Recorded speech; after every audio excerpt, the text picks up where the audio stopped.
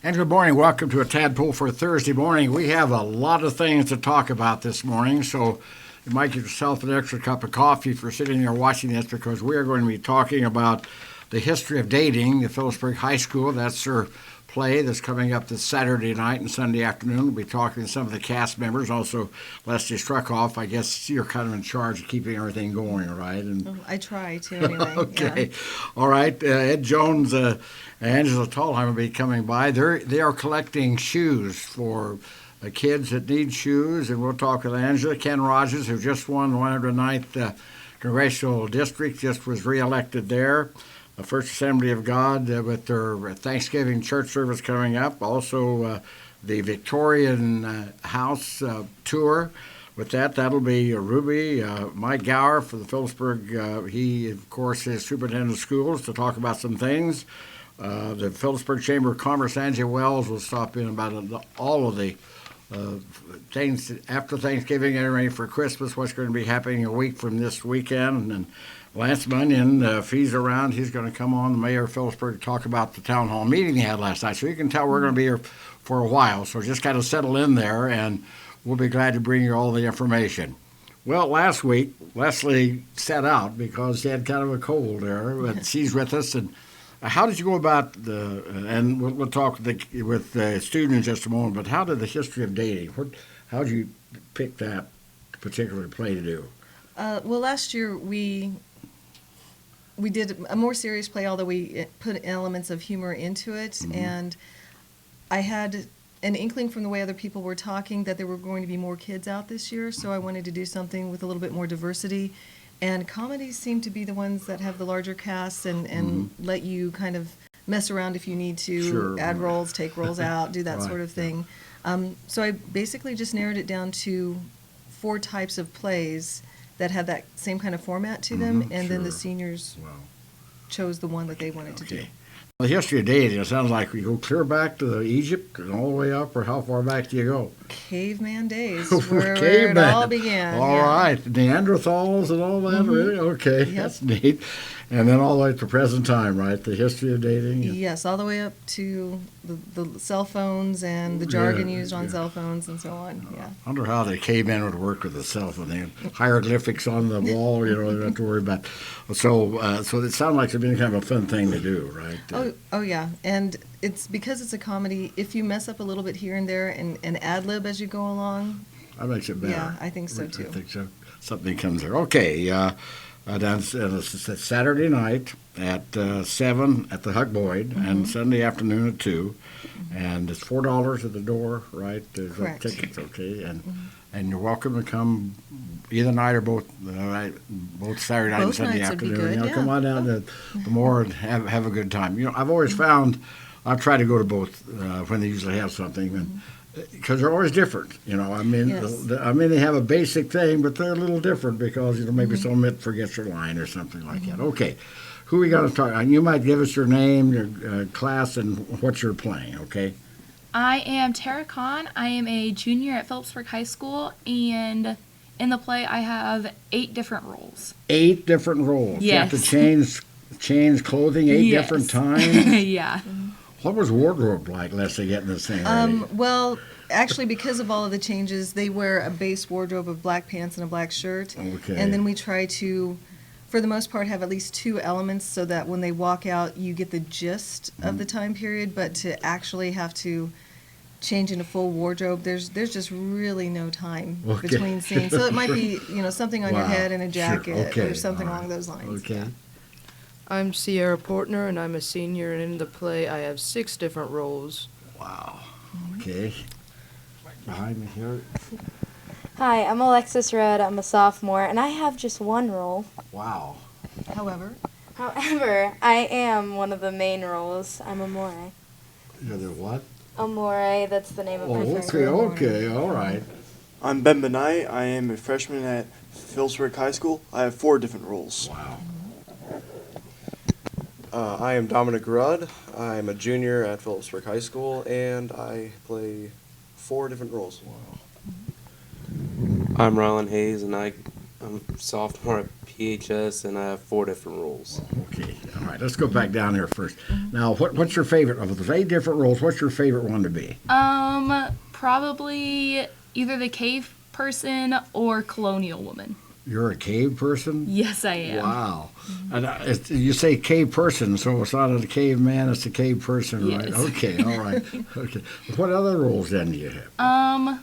Well, in 2 different parts, I'm a cave person. I am a colonial person 2 times, an 80s dudette, and a cheerleader. Cheerleader. All right. What your part? My favorite role to play is Sadie Hawkins, and my other parts are Roman Woman 3, Greek Woman 4, Medieval Woman, Sadie Hawkins, Bestie, and something else probably. Did any of you students know anything about Sadie Hawkins before you started this play? Yeah, the Sadie Hawkins dance. a little where Abner the girl thing. asks the guy. Yeah. I get to act flirty, and that's Really? interesting. You know, I don't even think Little Abner's in the funnies anymore, but that was where Sadie Hawkins is, that was trying to find. Okay. You say one main role. What do you do then? Oh, well, I'm one of the narrators of the play, per se. Like, as we go through time, like, this is technically a lecture that's happening in the play. So I'm one of the 2 main roles Okay. that are helping Wow. take us through that lecture. I'm the fun one. Okay, you come in and out then, right? What you set the stage for each thing? Is that kind of what you do as a narrator? Kind of. Okay, all righty. Well, my favorite role of all of mine is probably hero because it's comedic. And me and my best friend play off each other because he's the opposite of me. So my other roles are man, Egyptian man, and Wild West man. Wild West man. Yeah. Okay, so what does that do? What is Wild West man? Are you the Old West? Is that what you are? Yeah. We're, Yeah, it's kind of at like a little part like towards the end, and just a couple of lines, but it's really funny. okay, all right, very good. All right. Out of all my favorite roles, my favorite would probably be Cupid because it's so funny.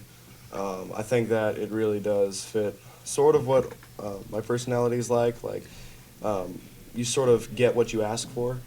That's how Cupid works. And some of my other roles are caveman, colonial man, and greaser. So yeah. As a caveman, I got to ask you this: do you carry a club? They always used to show the caveman who carried a club, you know. We have one. Yeah, we have one. Do you? I might. I don't know. Yeah, because he's also carrying rucksacks and all these Okay, other well, things. I hear the red name. You're kind of into theatrics anyway. I mean, the whole family is kind of into that, aren't you? Yeah.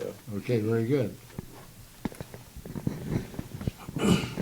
Probably my favorite character is probably the Greek man because it's just a guy that's trying to get a girl that says corny pickup lines, but that kind of fits me at times because I do have weird pickup lines, and I'm also a Cyclops, colonial man, and a fella. The Cyclops? Yeah. That's the one with the eye and the middle of the forehead. Really? Yeah. He actually got involved in dating? Yeah, I guess. Did you find a girl that had one eye in the center of the forehead? I don't know yet. All right. Sounds like you've had a lot of fun doing this. Okay. Yeah. Now, who are the seniors? You? Oh, you're the senior? Okay. What are you going to do when you graduate? What are you going to do next year? I'm going to go to Concordia for college and major in music education. Music teacher? Yeah. You're going to be a music teacher. Oh, okay. Is there any singing in this at all? I think they mentioned one. Is there one song? There's a scene where people are singing their lines. Oh, they back and sing forth, their yeah. lines. Aren't all of you sing? Huh? Some of you sing. Yeah. You don't want to hear that. You know, I never had a problem speaking in front of people, but boy, singing, you did not want to hear me sing in front of the. I was singing in choirs, and someone could, figure out who I was doing. Okay, we might ask you, what else are you involved in school? I'm not involved in many sports, but during the summer I am in swim team. Okay. And then during school, most of it's just like Scholars Bowl and the play and stuff like that. Okay. You don't know what you want to do when you graduate, or is that Right now I'm kind of thinking about becoming a flight attendant. Fly it? Wow. Okay. Southwest Airlines, you know. Yeah. You know, have you flown much? No, I haven't actually flown. You've never flown? No, Well, I've only ever been to 6 states, and we've driven to all of those. Really? Yeah. Okay. Well, very good. Well, you'll like flying. The only problem I have with flying is getting by the security. That's always a Yeah. mess, you know. Okay, so what else are you involved in school? Oh, I'm in band, forensics, school play. Sometimes I do golf. Not all the time. All right, what about you? What else are you in school involved in? Oh man, well, I'm in tennis and track, and I'm going to do forensics this year, and I'm in the band. Wow. Yeah, I'd How- like to do all the things. How do your students keep track with everything and do your grades too? Plus dating, you know, that's a very important thing. Well, I know you're a freshman. Well, when I want to grow up, I want to be a When you grow up, you're on your way. Pretty good. yeah.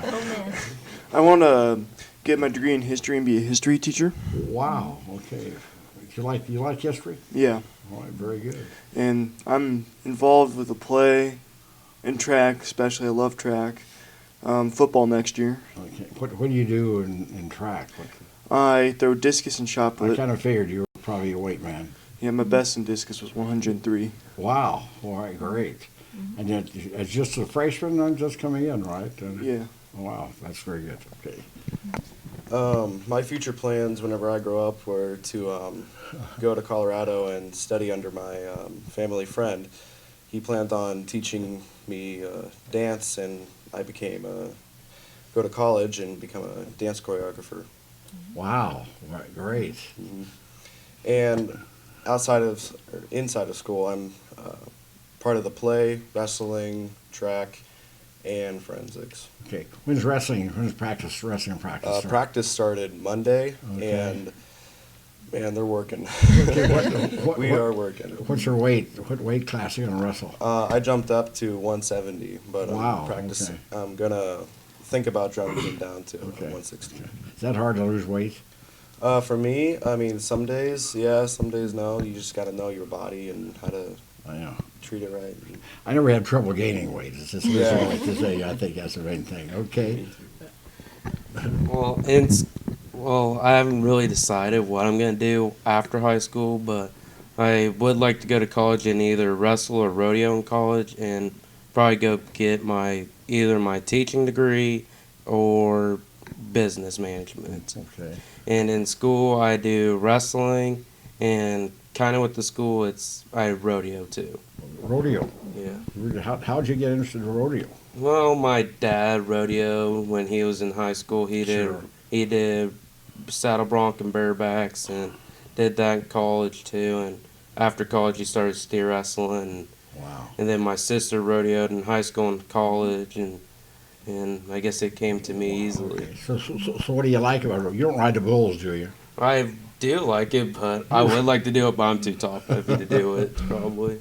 So what do you bronc riding or what? I team rope, but Team rope, okay. I know how to steer wrestle, but I get too nervous to get off, and I'm learning the calf rope. Okay, the front or the back of the team rope? I head at the rodeos, but I can head and heel. Okay. That seemed to me like that's awful hard. You got to get that rope around. I understand guys do that. Timing and location. It depends if you're in the right spot when you throw it. Okay. Wow, sounds like you're all.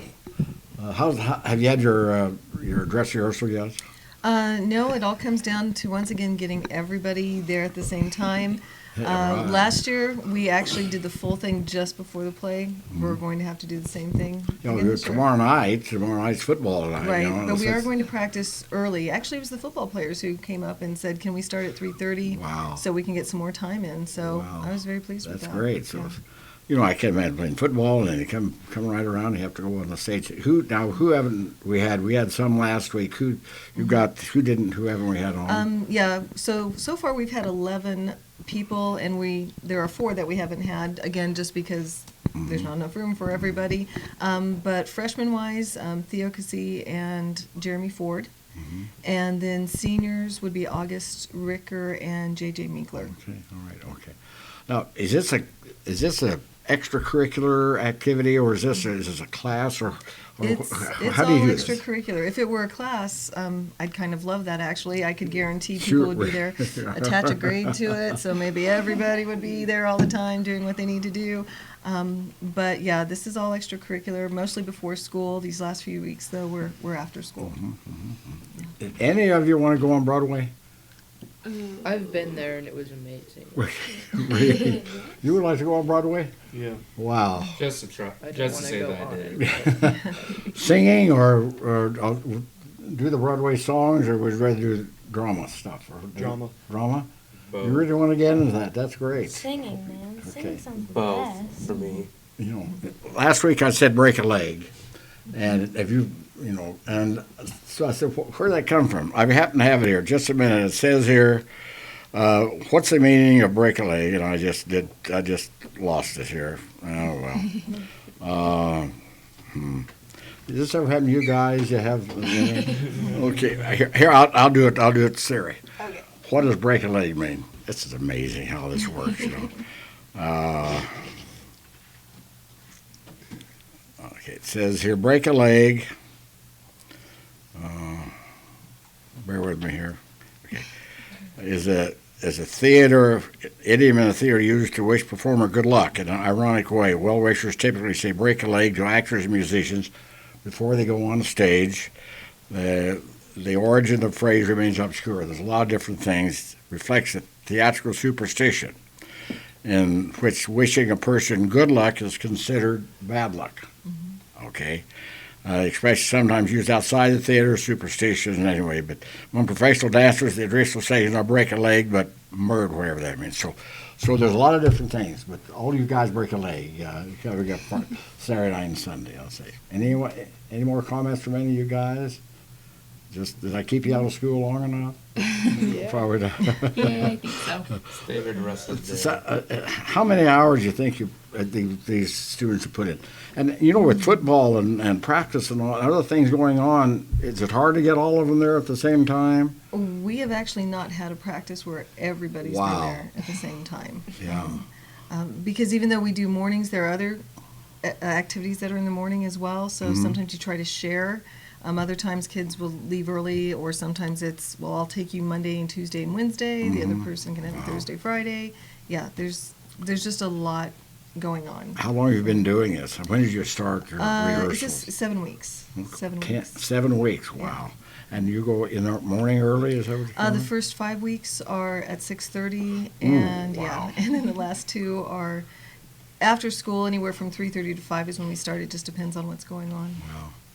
And how do you sandwich? How do you get the word out there if something changes? I mean, that has some big. Well, the majority of them are in class, Oh, okay, but so- we also have a page on Google Classroom specific for the play. We also have announcements, word of mouth. The kids have a Snapchat group that they've started. Notice I said the kids. I'm not a part of that. But yeah, so pretty much they know. It's, again, remembering to Sure. be there with everything else that's going on. Wow. Okay, that sounds like you had a good time then. Everything. That's Most days. Okay. Okay. Well, and it's funny. It's going to I be think funny. so. Okay. Funny in a cheesy sort of way. So if you Okay. don't have a cheesy sense of humor, you might just be sitting there going, "Really?" But Sure, it is sure. to me. It's funny. So Okay. Very good. Well, we appreciate you, Leslie, bringing him in. Are you feeling better this week than much better. I haven't coughed once, I think. So. Okay. And with the cold, does it make it hard to direct what's going on? Did you have some Well, tough days there? You couldn't talk. I'm soft-spoken anyway, so it's not like I really yell or Okay. anything unless I just want everyone's attention. Sure. But it's usually everyone gather around, let's have the talk. It's not me here, you over there kind of thing. Bottom line, or one of you can speak up. What's the premise then of the history of dating? Is it just the history of dating, how it's gone through the year, how it started out? You want to mention? I sort of see it as more of a comedy sketch. You know, it's sort of giving you a background of what stereotypical things it was, but it's more of like made for comedy, more to make the people laugh. You know, it's not meant to be serious. It's meant to be like lighthearted and fun, and just have everyone on the stage enjoy themselves. Sure. You know? Yeah, just to add on to that, yeah, that's what I kind of think of too. But there's some elements in there that probably weren't there back in those days. Yeah, we are not historically accurate. Yeah. Yes. Yeah, so if anybody's historical accurate out there, please don't come to the play because you're Oh, gonna. no. Come to the play. Just don't judge. Yeah, just don't judge. Just don't. Judge if you want. Judgment. You know, gives me there, what is many people, all right, so the funding for this, is this kind of, the money that comes in, does that go into a fund or something? Or Yeah, these that's aren't professionals. They don't get paid correct. yet, right? They don't Yeah. get paid for their work. Unfortunately. We have a certain amount that we're allocated every year, but it's pretty much ticket sales. That keeps you going. That's where, Okay. yeah, we get the money for the scripts and whatever costumes. Otherwise, we're begging and borrowing to Sure. get things, but I think that's part of the theater anyway, so. Probably have to go to someone's basement maybe sometimes to get something. Okay, Yes, yeah. absolutely. Did you have a comment about anything? Okay. Anyone else?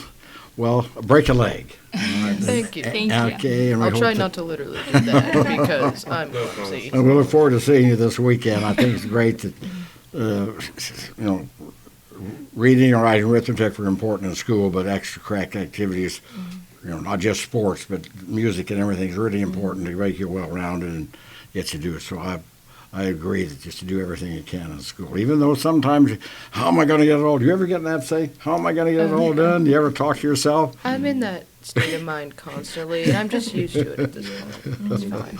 Thank you, Les, for bringing him up. He has to go back to school. I think, all right, we'll see. Thanks for coming. Thank We'll you. see Tad. We'll see you, Thank you, yeah, Tad. fine, thank you. The history of dating, coming up this Saturday at 7 and Sunday at 2.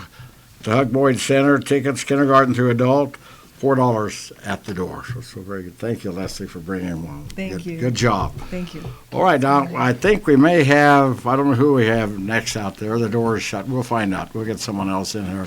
We've got a lot of people lined up to talk about things this morning. Okay, let's take a break and back with more. Your dreams have been our dreams since 1884 when we first opened our doors. This is Lloyd Culbertson for First National Bank and Trust. It's a place filled with friends and neighbors who want nothing more than seeing you happy and better off.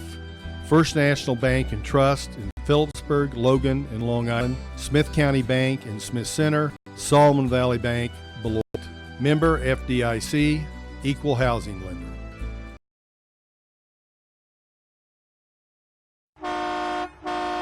Coombs Incorporated in Phillipsburg, offering local and long-distance hauling, complete shop service, including an automatic aluminum polisher to restore and refurbish those aluminum truck rims to a mirror finish, and 24-hour towing service. Now hiring over-the-road drivers traveling 48 states. Excellent benefit and pay package. See Coombs Incorporated on Facebook. Coombs Incorporated. You call, we haul.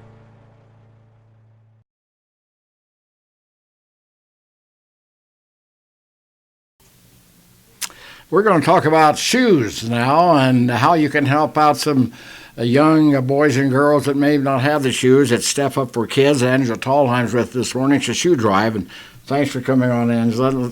What's Step Up for Kids all about? Well, how it started actually is I was cleaning out my closets at my house, as you usually do, about a couple times a year. Yeah. And I noticed I had an excess amount of coats and different things, and so I called the elementary school here in town. I talked to Mrs. Lauren, Crystal Lauren, and I said, do you guys want a coat drive? What could I do? I said, I'd really like to, have a station at our office at Edward Jones Sure. here in town. And she said, what we really need is shoes. And when she said that, it took me a step back a second. I thought, I wouldn't think in today's day and age that we Sure. have that need in this community. And she said, you'd be surprised how many shoes we have to buy for kids. And I said, well, Wow. then we'll do a shoe drive. So we have a box at our office. It's actually overflowing, which I love to see. Really? Yeah, and we'll have it there all of November. But there's lots of kids, and kids' feet grow so quick, as you probably remember with your kids. Well, yeah. You're outgrowing them in a half a year, and you got to get new ones. Well, the other Exactly. ones are in still pretty good shape. Exactly. So we have a place for those shoes. So gently used or new shoes, we'd be willing to take sizes. We've had actually all sorts of sizes come in our office, but the elementary school ages, really what we're shooting for is little kid size 10 all through youth size 4. But if you bring us something bigger, we'll find a home for it. And one of the other schools, I'm sure, would be more than happy to receive it. So. You don't need size 12.5 Ds or anything like that, right? I mean, I'm sure there's somebody out there that could use Right, one. but it's great. So you say really the people really coming in with them? Yes, we've had a lot of new shoes. You'd be surprised how many. I think people have found Buying clearances shoes in for town kids. and just brought them in, and it's been a really neat thing to watch. So Any kind of shoes? I mean, tennis shoes would be tennis great. is And, a- it just we've had like the cloth like Converse type shoes. All sorts of Sure. shoes. We've even had some winter boots. We've had some cowgirl boots. I think we've got a pair of cowgirl boots Sure. sitting in there. So whatever. It's probably for some kids probably the best pair of shoes they probably Okay, so for November, Step Up for Kids shoes are a great thing. And I like gently used kids shoes. Most of those are gently used, like you say. They grow out of them if you don't have hand-me-downs. for sure.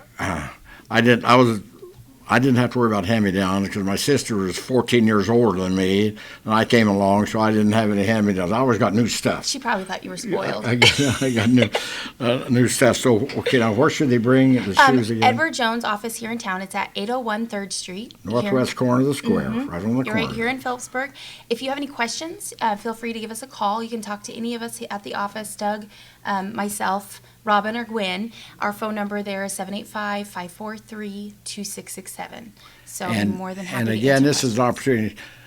I have a lot of shoes that I could probably do something with those, because you accumulate shoes. You accumulate clothes too, but shoes just seem like all of a sudden you have a closet full of the shoes. Now these are all shoes will all be distributed locally there. Yep, to the Phillipsburg local. Elementary School. Yep. So that's where they'll be going, and you'll be helping out some young boy or girl who, you hate to have someone that the shoes don't fit or they're worn out and cold It's weather a and all horrible that kind of feeling to Yeah, have a pair of yeah, shoes that don't fit. That's so. a great idea. Yeah. What about the rest of the clothes? Did you figure out what to do with the I rest of the clothes? haven't. I'll figure that out. Okay. Angela, thanks for coming Thank on. you very much, Dad. And again, what's the size again on the shoes? Little kid size 10 all the way to youth size 4. 10, youth 4. Yeah, kid sizing is so weird. Boys but or yeah. girls? Boys or girls. Okay. Yep, there's all the Okay, kinds, fine. so. Well, thank you. We hope Yep. that you just have so many, you have to fill box after box. I hope of that them. we have so many that they say, we can't take that many. That's what I'm hoping for. Okay, fine. Thank you, Angela. All right, Angela thank Tallheim you. with us. Again, really help out Step Up for Kids. Thank you. Thank you. We're going to take another time out. Do we have our next guest out there? Okay, good. Coombs Incorporated in Phillipsburg, offering local and long-distance hauling, complete shop service, including an automatic aluminum polisher to restore and refurbish those aluminum truck rims to a mirror finish, and 24-hour towing service. Now hiring over-the-road drivers traveling 48 states. Excellent benefit and pay package. See Coombs Incorporated on Facebook. Coombs Incorporated. You call, we haul.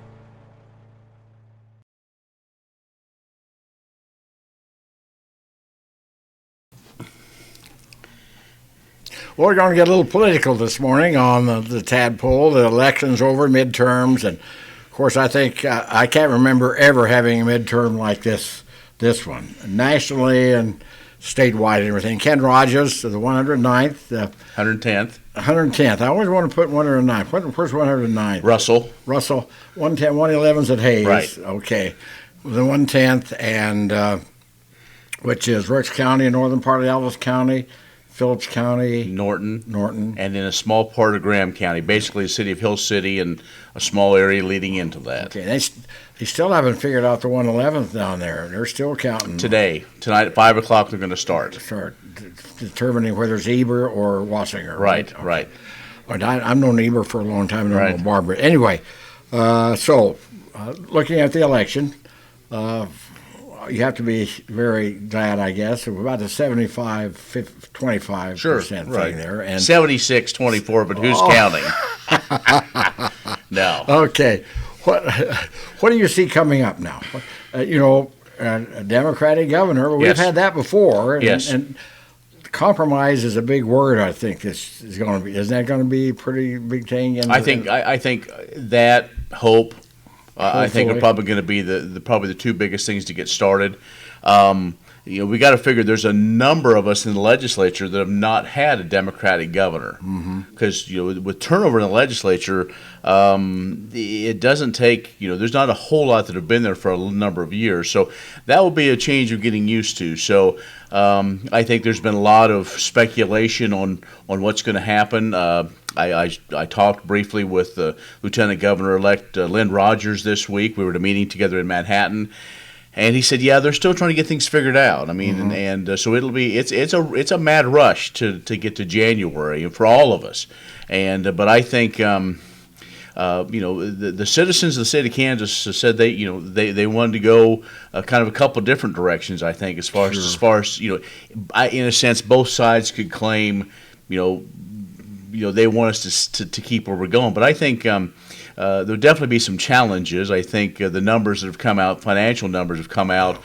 People are getting kind of excited and saying $300 million there. It is true, but let's as I was talking with another legislator this week about is that really where we are, and if it is, okay, we look at priorities, Tad.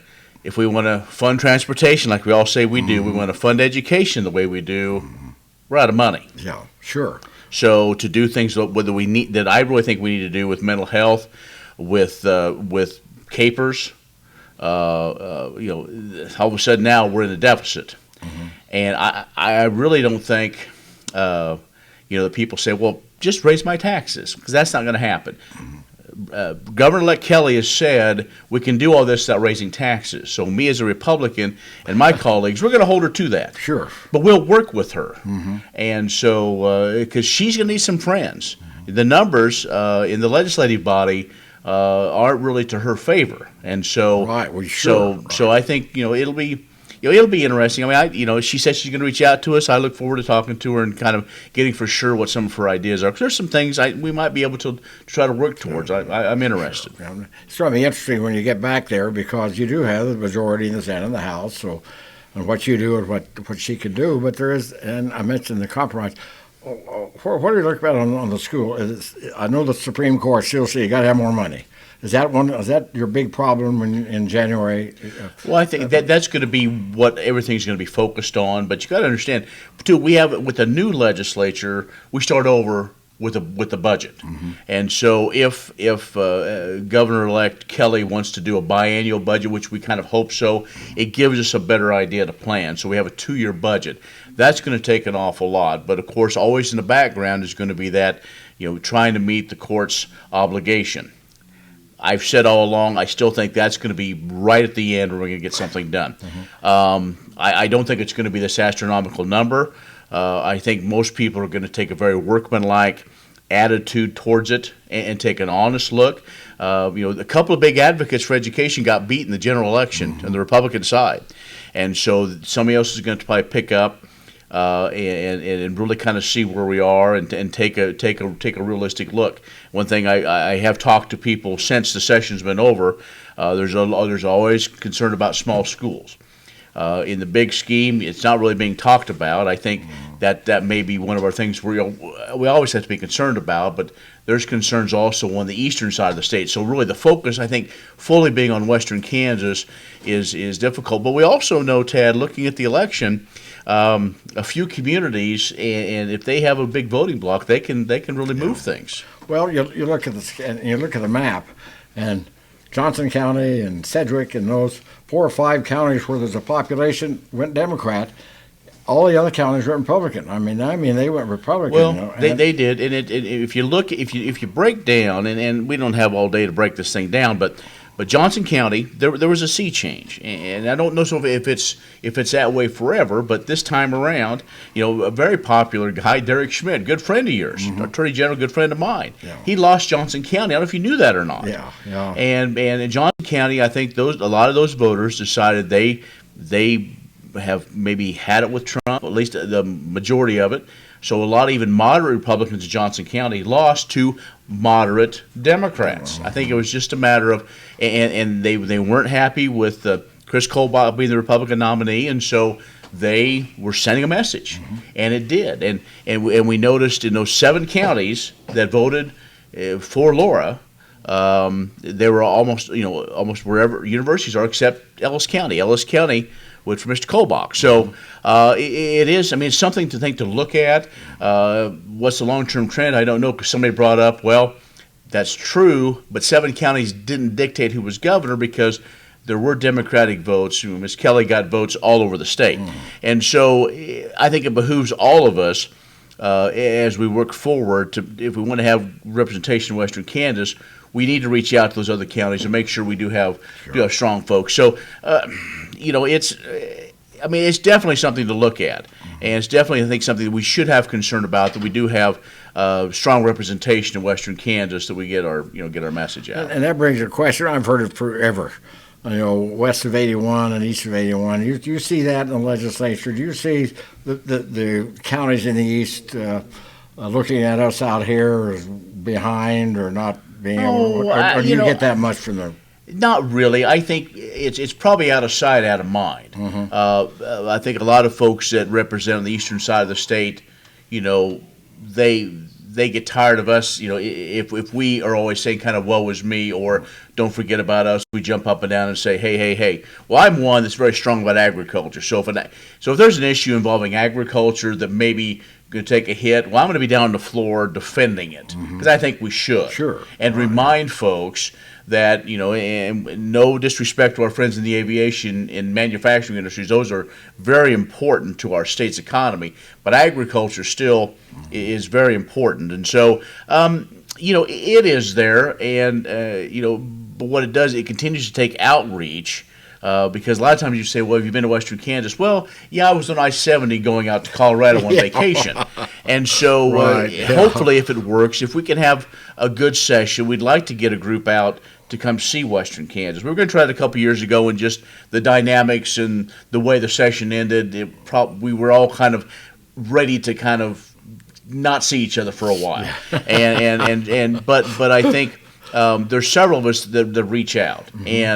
And a lot of folks that do represent Johnson County grew up in Western Kansas, so they have that idea. But I always remind folks I'm glad they're from Western Kansas, but they still vote and they represent a different area. That challenge is there. And I think Governor Collier did a good job, and Lieutenant Governor Mann, both being from Western Kansas. Governor Collier is very proud of being from Hayes, and so that I think helps as well. And I think most people that are engaged understand. As I guess maybe because I've preached it, a strong Western Kansas means a strong Kansas. Sure. And as we look at the transportation issues and everything else, we get kind of this back and forth of what should and shouldn't happen.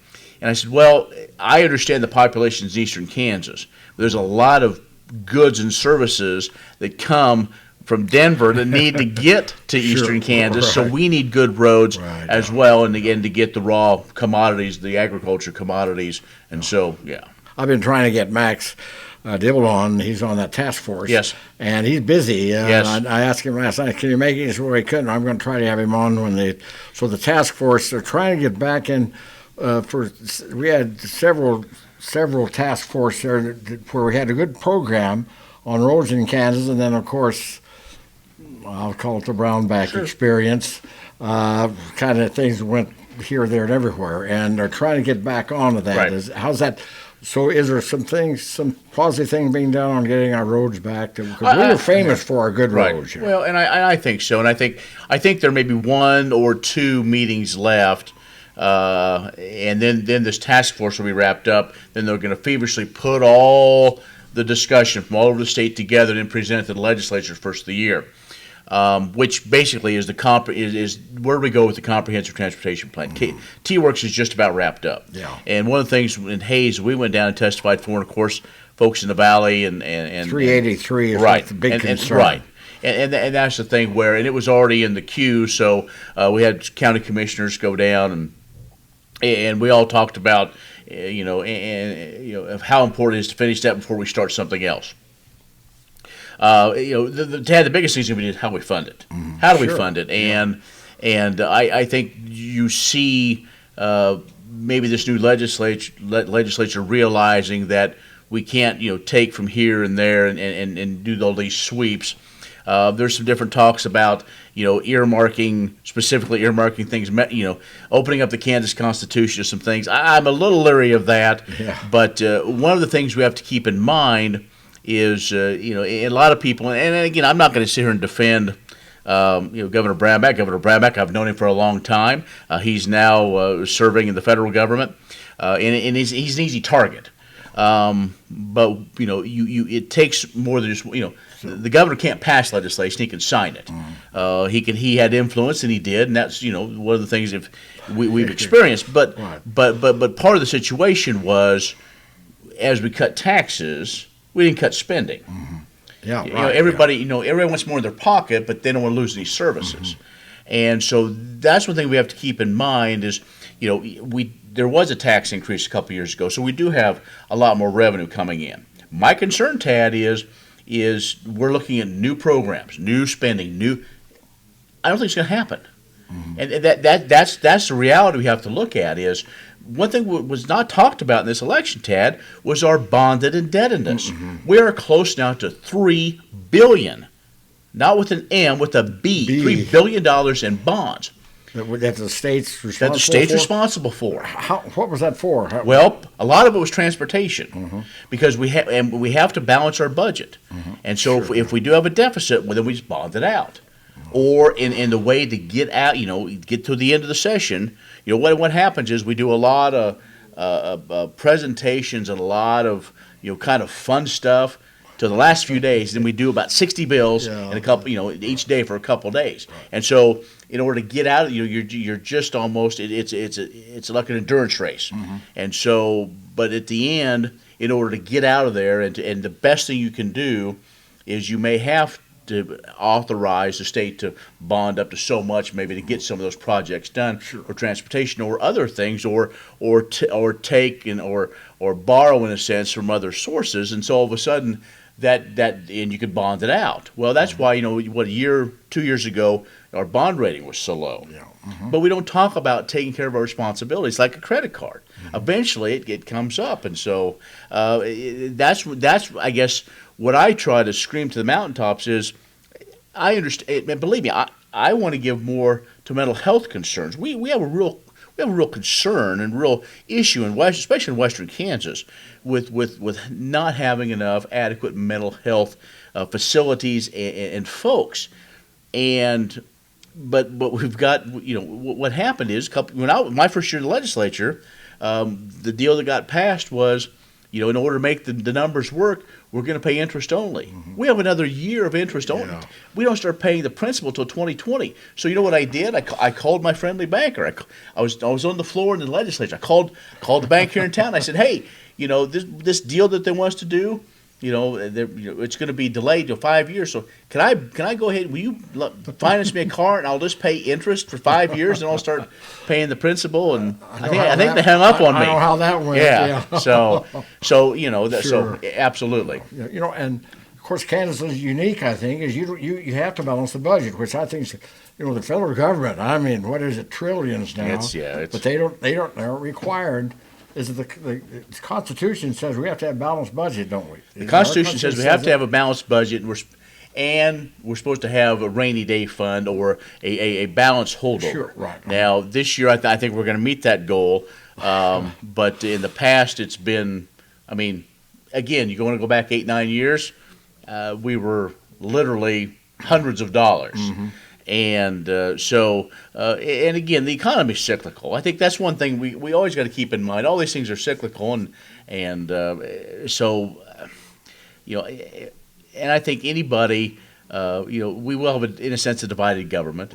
As I told people, one of the things that I'm a bit concerned about, and I hope, is we will have some Supreme Court justices in Kansas that'll retire. In Kansas, it's not like the federal. You can't just be on there as long as you want. If I understand right, I think if you reach 65, you can serve one more term, and then in a sense it's forced retirement. Or that's not the right language, but basically you serve. Like Kay McFarland probably would still be if she had but some of those that served for a long time, and it's great institutional knowledge.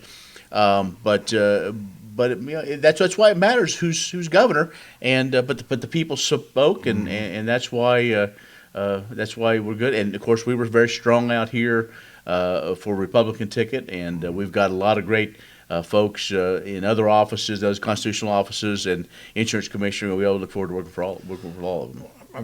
A couple of questions. Getting back to transportation. When I was going to college, I had a professor in economics saying, I think it was taxation or whatever. He said that probably the fairest tax there is gasoline tax, because the people who pay the tax are the ones that get the benefit from it. Okay. I put gas in, I get to use the highways. So I don't really have a problem with increasing gasoline tax. Is that even being talked about? Per gallon? Well, I think it was talked about. Nebraska a couple of years ago did a phased-in system, a few cents, and I think it's still being done. Missouri had that in the ballot; it failed. I have not been a supporter of it. I'll be quick and tell you why. Okay. Because of where we are, our gasoline is 20 to 30 cents higher here in, let's use Phillipsburg. Our prevailing wage is less, so our dollars don't go as far. And three, most of the money doesn't come back here. If some of the money was coming back here to help with the projects. I mean, one of the things, Ted, we talked about the roads, absolutely roads, and our roads are still in pretty good shape. I was going to Manhattan a couple times. They've got some problems on 24 because of all the rain. Yeah. And so I said, I told one of the guys at KDOT, I said, it looks like I'm, whirving and swerving, trying to avoid the big potholes. Yeah. But so if we can do that, I'd be more in favor of it. But I'm always concerned to where, at 435 in Johnson County is great. It's smooth as all get out. Mm-hmm. Yeah. But we're paying for that. Yeah, the money from here goes and there. Yeah. and so I understand, but again, a conversation I had this week. It gets brought up, what about those with electric cars? Granted, we don't have a lot of them. What about those fuel-efficient cars? What about bicycles that use the highway? What are they paying? And again, I'm not going to point one against the other, but, I understand that. A gas tax may be fairest. A lot of people say the fairest tax is a sales tax, a consumption tax. No, and the same professor said that's the most unfair sales tax, because someone's a millionaire, it doesn't hurt them as much as someone who. But that's all in the eye of the beholder. Yeah. As I always say, who somebody rich is, Tad. Yeah. Somebody makes $1 more than you or me. We're not rich. It's somebody that makes $1, and so and I think again, it's all in the eye of the beholder. It's when we can have this, if we don't go the rest of the morning and say, who creates the jobs, but, right, yeah. and I understand, Yeah. but again, it's like the lottery, Tad. The lottery to me is a voluntary tax. Mm-hmm. Well, yeah. And granted, there are some things like, and I understand people that say a sales tax may be unfair, but it goes back to the idea of a former president of the United States that has ties to Kansas that complained about the private airplane business, which they don't understand. It was President Obama. Yeah. And he always attacked those that could afford an airplane. I know, I remember that. And what you don't realize is there's a manufacturer in Norton that has a big part to do with airline, has a contract with Garmin on some of those avionics. And so instead you're going to complain about the millionaires that can afford an airplane, but what about those folks that People work? make it, Absolutely. make airplanes, yeah. So we always got to be a little careful. Well, I have to admit that class was public finance. At Fort Hays State, the only bad grade I got in college, I got a D in that, so I didn't know much about going on. If truth be told, I had some struggles with the guy in Colby. We're talking local government, if you can imagine, and all on some, because it was a philosophical difference. Yeah. But anyway, yes. So okay, well, what about capers? I know a lot of Yes. people that are on capers. Yes. And they're kind of worried. Is that coming back Yes. around. Yes. It is on very, very good financial ground, and in fact, had a conversation with Stephen Johnson, the representative from this area, who really shepherded that through a couple of years ago. And I've said, and I continue to be very strong in making sure that CAPERS payment is made. So I need to back up what we said earlier. We talked about education and transportation. CAPERS is one that there's a lot of us that say that payment needs to be made first. And right now, it's CAPERS and any of those defined benefit plans, it's almost impossible to ever get to 100% vested as far as with the dollars you need. It's always being paid in. We're 63, 65, 68%. As it was explained to me, folks even entering the system now, they're going to get their pension. And it's something that if we look at changing it, CAPERS would not change. CAPERS would still work its way through. But is there a way? And I've looked at this before. Is there a way with new hires in the state employees, can we do something, a 401k type or a half 401k? Now, but it's more complicated because you have to make a higher wage because a lot of times CAPERS and defined benefit plans, you may get paid less, but the long term is a long-term gain, maybe a short-term pain, but a long-term gain. And so, Alan Conroy, heads up CAPERS, is an extremely competent person, a great investor. We're not doing, and that's the whole thing where if we can keep the integrity of CAPERS and it does not get political like it did a few years ago, we won't talk about past governors, but friends of this new governor that did some funny things and we invested in things we shouldn't have been investing in. We have to have financial tools that are secure, but also can gain so we can keep up. And we've been very good. They've made great investments. As the stock market went up, we gained an additional $1 billion. Wow. So it's good. It's solid. Our state employees, our school teachers. It's what it is. It gets people all in rancor. And I wasn't aware that my son's a doctor. He's on CAPERS. I didn't know how is that health? Is that a health thing or? No. Well, now did he ever work for the state or anything? Or now the hospital maybe he's in. They may be a participant because maybe the structure of their hospital. Because he said he's on CAPERS. Yes. I didn't realize it.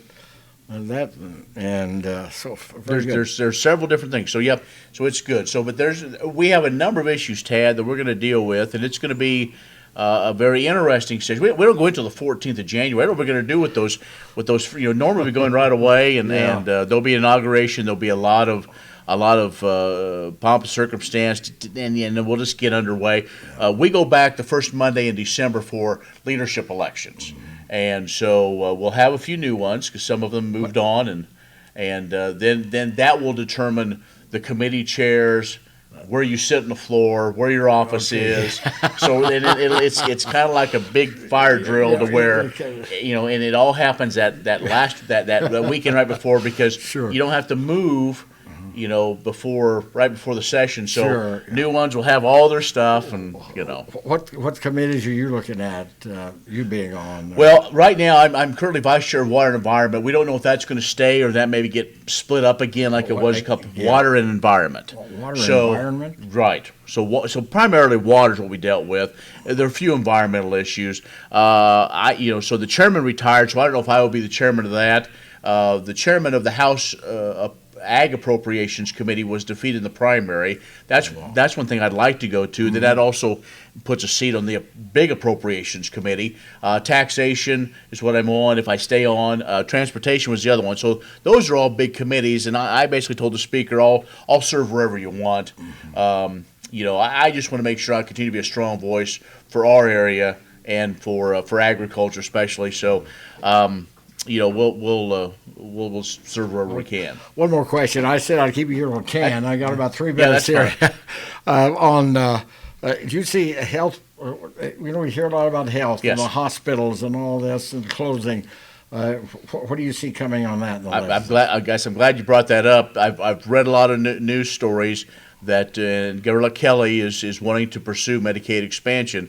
I would guess it's going to come up, but some folks said, well, we'll just kind of let it ride and see what happens. I have not been in favor of it. I'm continuing to learn more exactly what the Kansas plan is going to be, because every state can kind of define the way they want it.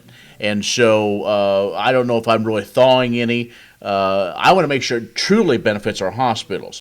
The dollars I see coming out here to our critical access, I don't even know what kind of a strong Band-Aid it is, to be quite honest with you. I think it helps Hayes. I think it helps our bigger hospitals. And one thing we have to keep in mind, Tad, is the hospitals that have in Independence, now Fort Scott, those aren't critical access hospitals. Those are owned by a private company. That's a profit decision. Okay. You know, they've been losing money long before this thing. But so healthcare has been one, though, that we're still looking at. There'll be more discussion. I think as you look at, I talked with somebody again yesterday about this. And so many that are very much in favor of it want this situation. So if the federal government reimbursement does go down under 90%, it goes away. I still have a little angst with that. If we start a program and then try to stop it, where's that backlash going to be, and who has to? If we keep the program, who has to pay for it? That's been my biggest thing, and so I know people think I'm hard-headed and not, but I want to have an honest conversation, because I think so much of the time with issues like this, we put so much emotion into it, we can't, and it's important. Health care, especially in our area, is very important. We have 5 critical access hospitals, in right close here, of course, in Hayes, and we're continuing to have discussions with others on how we can utilize KU Med Center with what they're doing with Hayes and out here in the critical access hospitals, and is there a way through all that we can give the health care we need? I think there's a lot more of that. There are hospitals, a bigger hospital maybe connecting KU with Hayes. Right. And now Great Bend has now gone in with KU as well. So I think that's one of the changes. To me, it makes sense. And I know here in Phillips County, there's been discussions with CHI in is that right? The Catholic Charities. And that, and I know there's a lot of work there, and that's fine. But I think that's where our critical access hospitals out here in our rural areas, where our medical census is not very strong, not large numbers anyway, that we have to have a way not only to make sure that the payments will be made back to the hospitals, but that the care is given that's needed. Okay, well, anything else? Did we cover pretty much Boy, I'm just getting started. A couple things, I guess I will say a couple things right quick, is it looks like we're going to probably have a bill on the sports books. You mean betting? Betting, yes, betting, because okay. the Supreme Court said we could do that. Yeah. I don't know how much it's going to be. It looks like maybe $10 million, maybe that. I don't think I've ever bet on a game. I don't know. To me, but there's some people want to do that. Yeah. I don't think I would. Yeah. I'm still one. I hope like you. I'm still one. I watch a game for the thrill of watching the game. I don't worry about point spread. I don't do the fantasy football. The other thing is was a hot issue last year is the sales tax on internet purchases, the rest of them. That's very important, I think. It is. I think you look at dollars and cents, it's not the panacea we had thought. It's probably going to be the 20, 30 million maybe. But how do you enforce it? I mean, how do you know that Amazon is maybe they're charging sales tax, but how do you know that the state's going to get the money back from Amazon? Well, Amazon, Amazon, Walmart, Best Buy especially, those are they have the system. Well, and that was one of the things that was brought up, Tad, is enforcement and finding more enforcement officers. Right, yeah. I guess it's kind of one of those things that there'll be procedures in place, and other states that do it. It's becoming more of a common practice. It's really one of the concerns though we have is the small ones that try to branch out and do in other states. Yeah. Because you could have so many different taxing entities, but we should be doing it, especially in Kansas. It's probably happening, and I don't know how much revenue that's going to bring, but we're trying our level best to level the playing field with for the guys brick and mortar, square, right. And that's it. But there has been some concern of, is that really, is it going to cost more to enforce or cost the software and everything? Well. And so that's a whole discussion. That's several groups that I guess haven't given me money, supported me. I'm kind of whatever. We want to try to do our best to help. But just shop local this holiday season. Right. There's some challenges, and we wish everybody a great Thanksgiving. We know harvest is just delayed and just. It's amazing how it's come this year. I had to go to to Plainville a couple weeks ago, or last week, and it was raining, and people trying to get the Milo cod and this and that, you know, and they're working late at night, getting those fields in, you know. The weather's, you know, you need the rain and everything, but it hasn't really been conducive to a good harvest. Can you remember when the last time was our soil profile, which means we've had so much subsoil moisture and our soils have been so wet around here? It's been, I don't know. I can't remember when. You've been around a little longer than I have. A couple of years. Always great to see you. Thanks for coming on. We'll have you back on. We'll keep track of what's going on there. You got till the 14th of January, so we will know more after that first week in December. I've got to say, I've got you I've got your phone number. Yes. I never fail to call or text him, and you get back That's to me. true. I really appreciate that. You know, and you probably see it. Oh no, what's he want again? You know. Did I forget something? Speaking of that, I have a couple phone calls I need to return from yesterday. You know that. Oh, the other thing we are working on. Sorry, Rachel, is broadband. Mm-hmm. I don't know if we're going to get everything solved.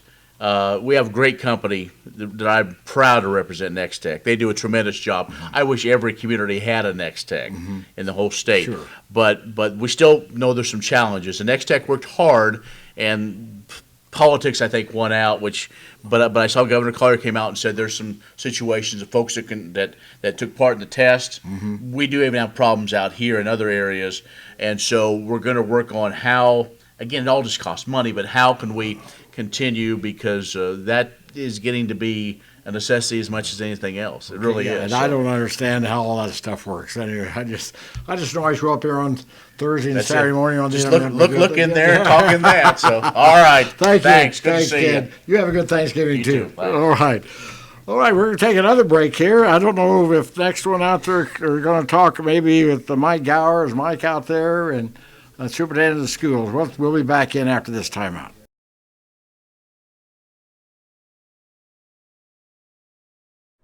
Hi. We're looking for insurance. Insurance work for only one company. Their options are simply limited. But a trusted choice independent agent is free to shop many companies for a better deal. Free to do what's right for you. Let us shop for you. Contact Rogers & Associate to learn more.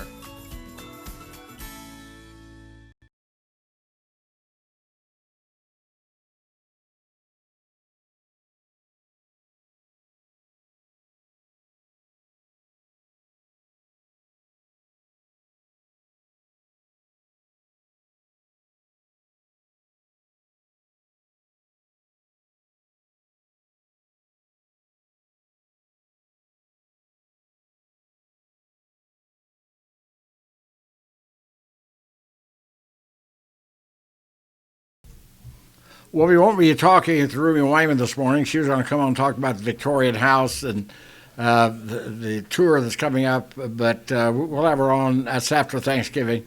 We'll have her on next week on the Tadpoll to talk about what's going to be happening. Dennis Hauer is with us from the Assembly of God, right, in Phillipsburg.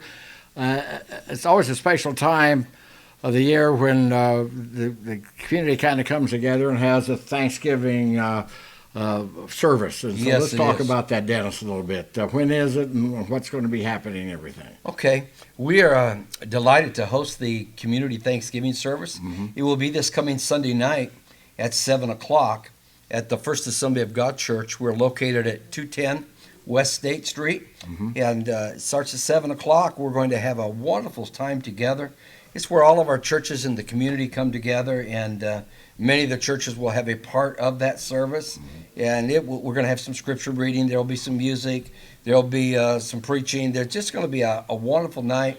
Then we're going to finish up with some light refreshments afterward. It's just going to be an awesome time to come together as a community. Thanksgiving time's good. Ecumenical. It's going to be ecumenical. The yes, church it is. Going to. This is a Ministerial Alliance. Is this part of the Ministerial Alliance program? It is. It's hosted by the Phillips County Ministerial Association, mm-hmm. And so it is. It's a very ecumenical service, and it's an honor to serve here in the community. And the churches really come together at this time of year, and we do have so much to be thankful for. Okay, and it's coming up what time? It's on West State Street, right over here on the south side? Yes, it is. Okay. It starts at 7 o'clock. Okay. Plenty of parking. We do have lots of parking. You might want to come early for a good seat, but we do have ample seating. Sure, We have right. plenty of parking.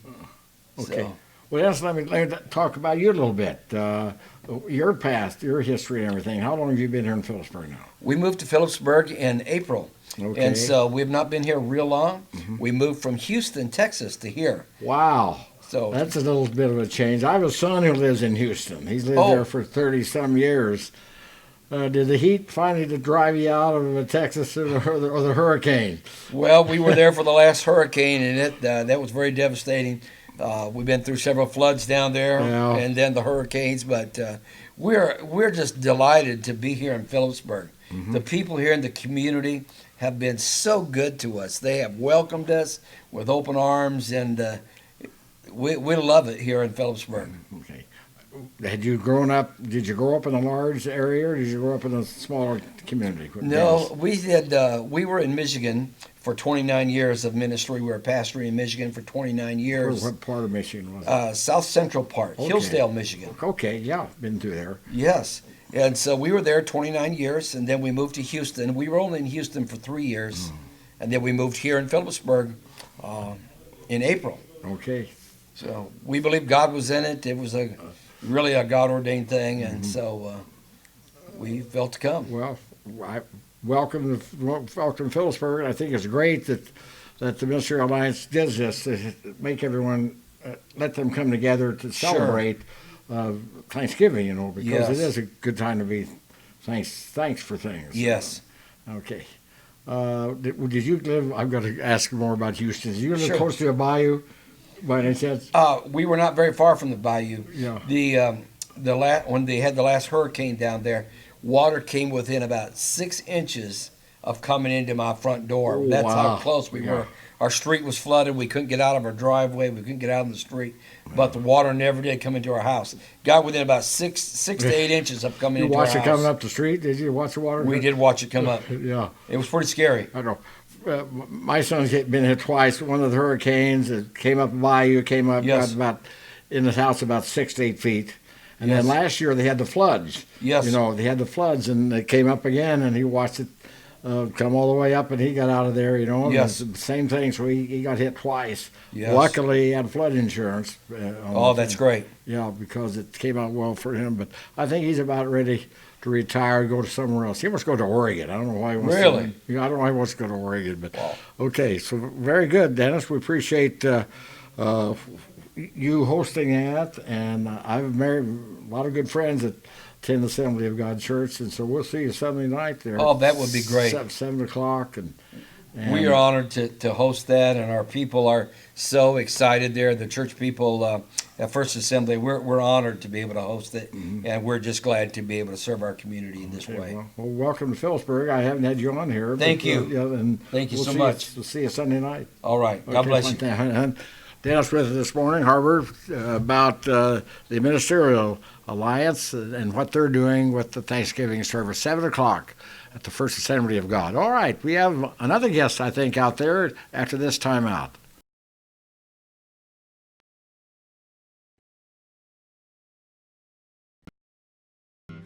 In our dreams since 1880, Lloyd's for First National Bank and Trust. It's a place filled with friends and neighbors who want nothing more than seeing you happy and better off.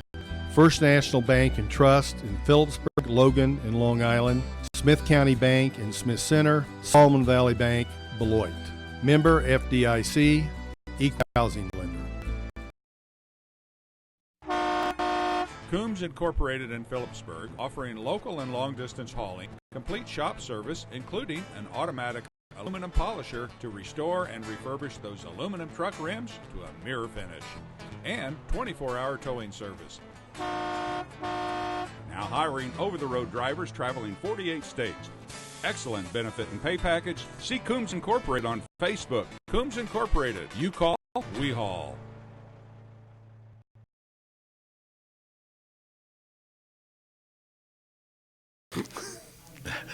And back on the Tadpoll this morning. Again, Ruby Wyman will not be with us this morning to talk about the Victorian House Tour, but we have her scheduled for next Thursday morning, and it'll be a special Tadpoll on Thanksgiving morning here, so we invite you to join us then. Mike Gower's with us, Superintendent of USD 325, and also at Logan. And Mike, every year this time, the teachers get a chance to get a little extra time off before Thanksgiving. How's that going this year? And we're talking about the food pantry. Yeah, we usually set a goal about 6,000 pounds, and far exceeded that this year, pretty close to 12,000 pounds. We do have a formula where we convert $1 is equal to 5 pounds, and we had several sizable monetary donations. Really? So we then had you some, can go out and buy the thing. we had Wow. some private citizens come in and give sizable donations, so that was good. And the food pantry likes that because then they can pick exactly what they want, and or wait till a little bit later, when it's needed. So yeah.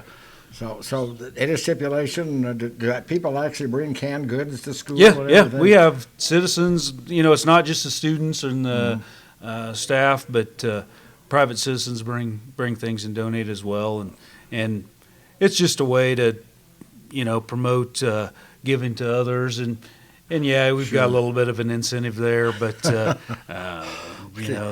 it's to help out the community. So when you set out the school calendar, you make them work till Wednesday noon. Yep. Is that what it is? And then if the food pantry comes in, they get that Wednesday morning off. That is correct. That is correct. Sometimes we do it before Christmas. I mean, we always collect about this time of the year, but sometimes the day off's around Christmas. It just kind of depends on the calendar works. But this year we had it scheduled on that Wednesday, and they met their goal, so we'll dismiss regular time on Tuesday.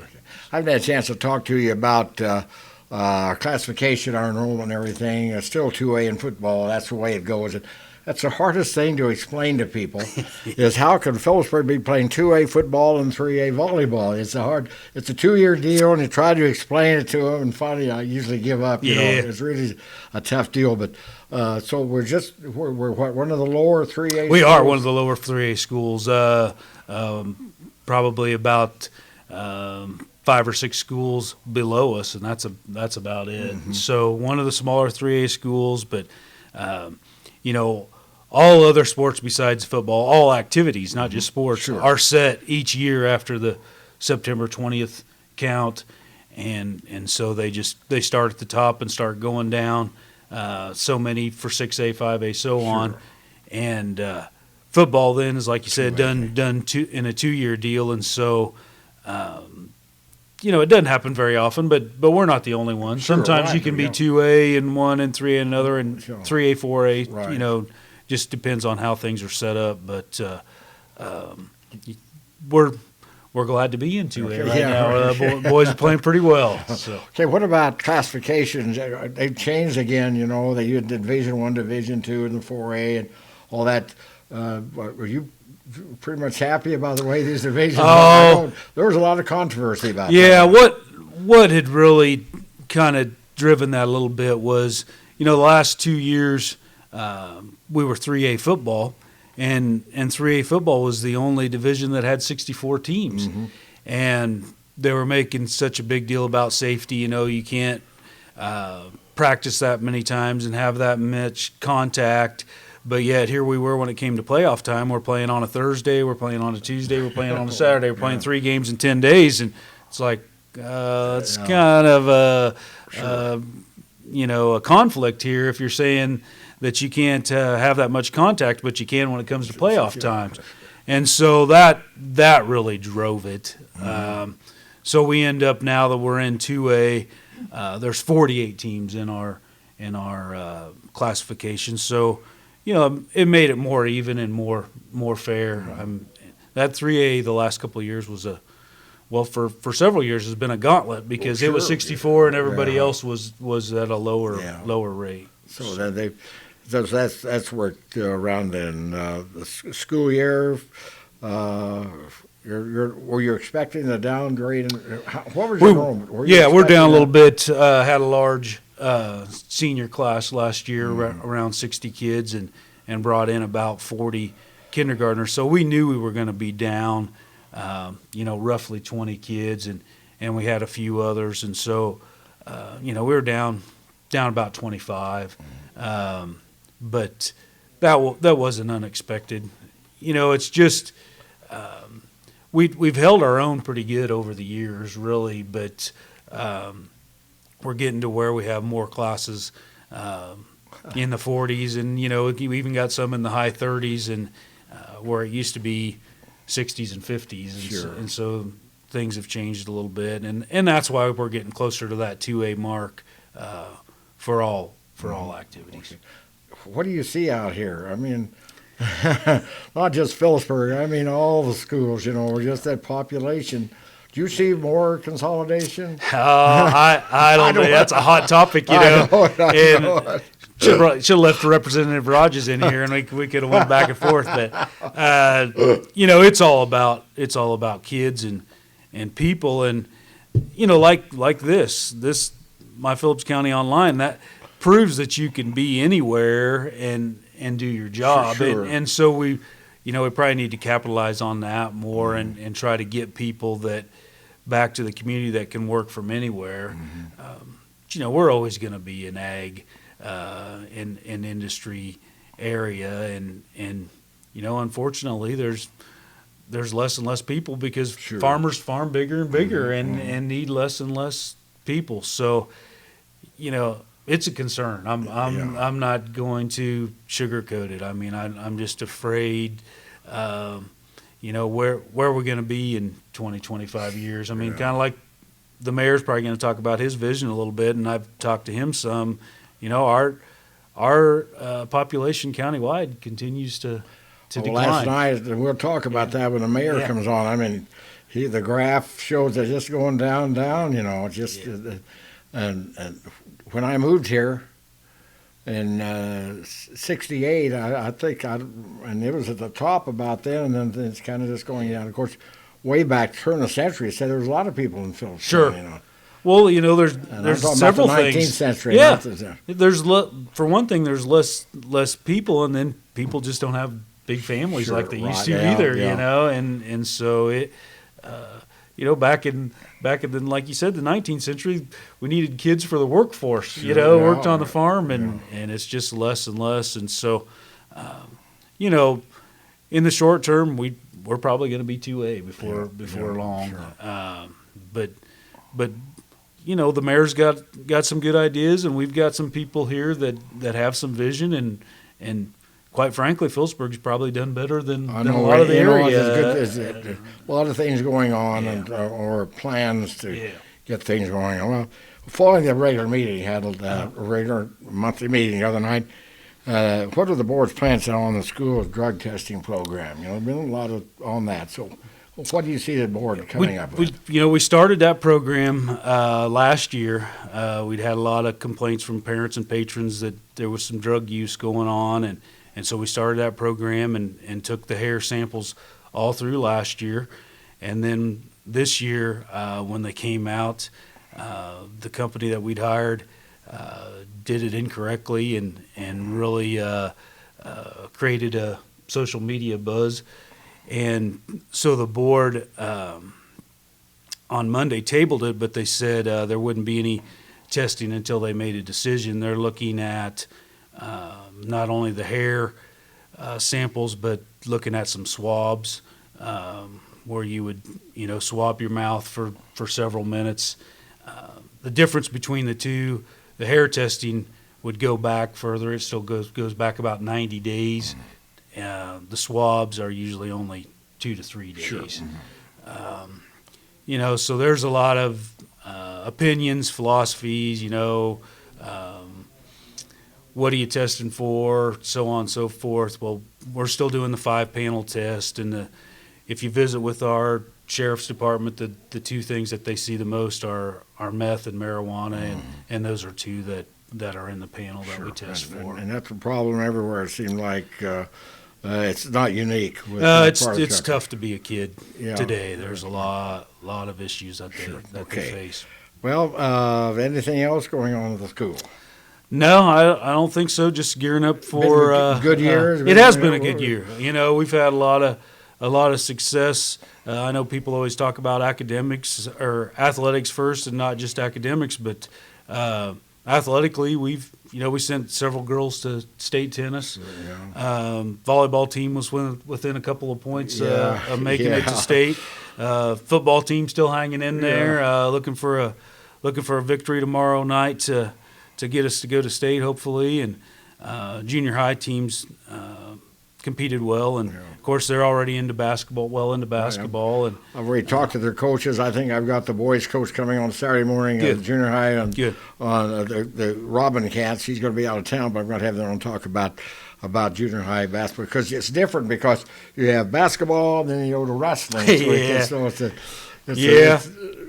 deal there. So, well, we appreciate Mike you coming on and kind of filling us in on what's going on, the USD 325, and the only other thing I'd add, Tad, was yesterday we had in-service for teachers, and basically what we're looking at is a new accreditation system for the school, and which is really trying to just take in more of the whole child. It used to be all state assessments, everything was about the state assessment, and now they're trying to look at social emotional needs and the kind of the kids before content thing, instead of just all about your academics. How are you doing as an individual, and what can we do to help prepare you for the big term is post-secondary success. So in other words, what are we doing so when you leave us, can you earn a certificate, can you go to a VOTEC, can you go to a college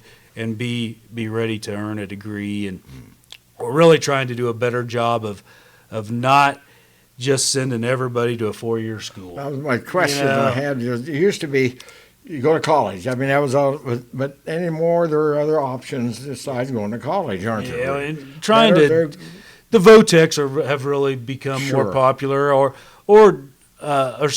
certificates such as a CNA, CDL, those kind of things. And because, let's face it, you can look on economic development right now, and they're looking for over-the-road truck drivers. And so the idea that, especially my generation, you got to go to college, and you're sending kids down there that aren't ready, or that's not their niche, and here they come back a semester or a year later, $20,000-$30,000 in debt, and it wasn't for them. And so trying to do a better job of meeting individual needs. That makes sense, maybe a kid's a good welder, Exactly. And he goes and spends 16 hours in college as a semester, and English and all this kind of thing, which is all right, but if his poor forte is welding and it's a good paying job, why not if he likes it and everything? No, I agree with you. We've gotten so far away from those vocational and technical skills.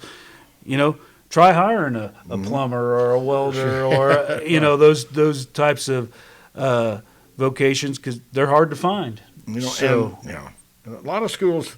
When I was in school, this goes way back, we had a whole department on VOTEC. We call it VOAG. Yes. VOAG, they had all this stuff. And the schools got away from that, didn't they? Now that's kind of swung back, and now people are trying to build that up. So that's kind of where we're headed. So I just thought I'd share that. That's kind of a new accreditation plan. We'll get visited by a review team in the spring, and they'll evaluate how we're doing working towards those goals. Well, Mike, we appreciate you coming on. Hey, thanks for having us. Yeah, you have a happy Thanksgiving and everything. And you too. You get out a half a day early too. I'm on 24/7. Thanks a lot, Mike. All right, take care. Appreciate it. Super Data USD 325 Phillipsburg. Appreciate Mike coming on. Oh, who do we have next? Ansley? Lance is going to be. All right, good. We'll have Lance Bunyan on after we take this time out.